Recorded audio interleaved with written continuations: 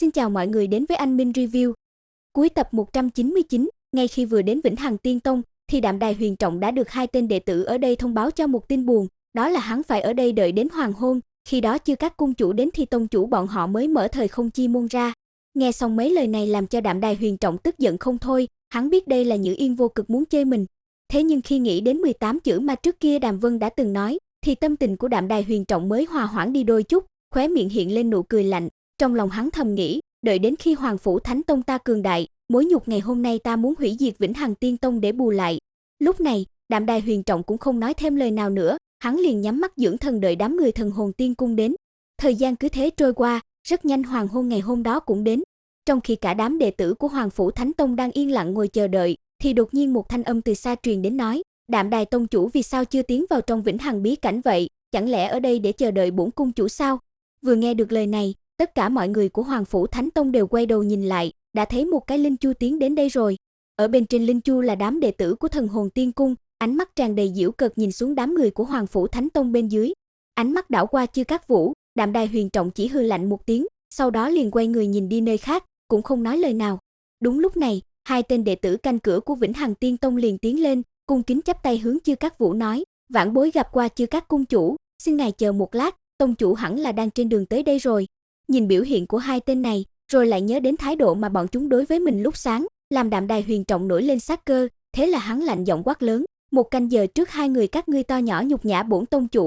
tông chủ đã không so đo cùng các ngươi, để các ngươi biết sai còn sửa, thế nhưng hiện tại xem ra cũng không có hối cải. Dứt lời, bàn tay Đạm Đài Huyền Trọng vung lên, cách không hướng hai tên đệ tử kia đánh tới, chỉ thấy hai tên này đồng thời kêu thảm một tiếng, thân thể đã bị chấn cho nổ tung rồi. Đúng lúc đó, Nhữ Yên Vô Cực cũng từ trong thời không chi môn đi ra, nhìn thấy một màn này thì tức đến đỏ bừng mặt, nhìn Đạm Đài Huyền Trọng trầm giọng hỏi, Đạm Đài tông chủ, vì sao ngươi lại giết đệ tử của tông môn ta? Đạm Đài Huyền Trọng nghe vậy thì tươi cười tiến lên nói, Nhữ Yên huynh, hai tên đệ tử này ăn nói lỗ mãng với ta, thế nên ta mới thay ngươi trừng phạt bọn hắn, xem ra Nhữ Yên huynh đối với ta có chút bất mãn rồi. Biết hiện tại cũng không bắt bẻ được Đạm Đài Huyền Trọng, nên Nhữ Yên Vô Cực đành phải cười to mấy tiếng cho qua chuyện này, sau đó liền dẫn theo Thần Hồn Tiên Cung và Hoàng Phủ Thánh Tông đi qua thời không chi môn tiến vào Vĩnh Hằng bí cảnh. Vừa vào đến nơi, hắn liền cho một tên trưởng lão dẫn đám người Hoàng Phủ Thánh Tông đến khu ổ chuột, mà mấy tháng trước bọn họ đã ở để nghỉ ngơi, còn bản thân hắn thì dẫn Chư Các Vũ đi tiếp đãi yến tiệc. Lúc này trời cũng đã tối,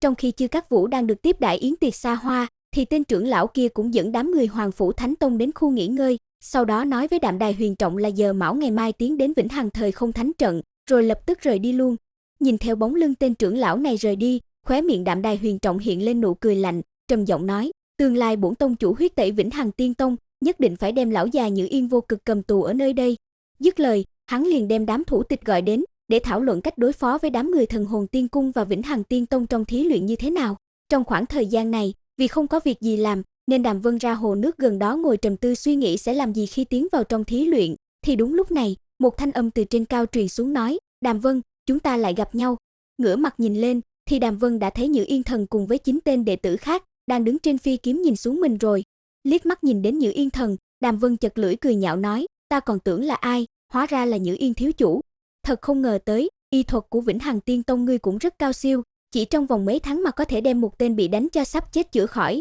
không những thế lại còn sinh long hoặc hổ như thế này nữa chứ. Thế nào, hôm nay ngươi đến đây là để cảm ơn ta ngày hôm đó không bóp chết ngươi à? Nghe được lời này khiến Nhữ Yên Thần tức đến đỏ mặt tía tai, thế nhưng biết bản thân không thể nào nói lại được Đàm Vân, nên đành cắn răng quát lớn, Đàm Vân, chỉ cần ngươi tiến vào bên trong Vĩnh Hằng chi địa, cho dù ngươi có trốn đến nơi nào, thì bản thiếu chủ cũng sẽ bắt được ngươi, đến khi đó ta sẽ chậm rãi tra tấn hành hạ ngươi. Dứt lời, hắn liền dẫn theo đám người kia rời đi luôn. Nhìn đám người kia rời đi, Đàm Vân cũng không nói lời nào, khóe miệng chỉ hiện lên nụ cười lạnh mà thôi. Một đêm yên bình cứ thế trôi qua, rất nhanh giờ mão ngày hôm sau cũng đến. Lúc này, tại Vĩnh Hằng thời không thánh trận đã tập hợp đầy đủ đệ tử của hai tông một cung. Ở trên ngọc lâu nhìn xuống, Nhữ Yên Vô Cực liền mở lời khai mạc, trước tiên hắn giải thích qua cho đám đệ tử biết nguyên nhân hình thành của Vĩnh Hằng chi địa này. Theo như lời hắn nói thì đây chính là chiến trường diễn ra chư thần chi chiến lần thứ 2, mà thiên phạt đại lục có được bình yên như ngày hôm nay là do chính nghĩa chư thần đã dùng tính mạng của mình đồng quy vu tận với tà ác chư thần để đổi lấy. Nói đến đây, Nhữ Yên Vô Cực dừng lại một chút, trên mặt tràn đầy cung kính nói, hiện tại bổn tông chủ mệnh lệnh tất cả mọi người dành một phút mặc niệm để thể hiện sự tôn kính với chư thần. Nói xong, hắn liền dẫn đầu quỳ xuống nhắm hai mắt lại. Giờ khắc này, tất cả mọi người ở đây đều quỳ xuống, trên mặt đều hiện rõ vẻ thành kính, chỉ có Đàm Vân là cảm thấy đau lòng, bởi vì chính nghĩa chư thần chết ở bên trong vĩnh hằng chi địa này, chính là thuộc hạ năm xưa của hắn, Hồng Hoang Cự Thần và Mang Hoang Cự Thần. Nội dung tập này đến đây là hết rồi, xin chào và hẹn gặp lại mọi người trong tập tiếp theo.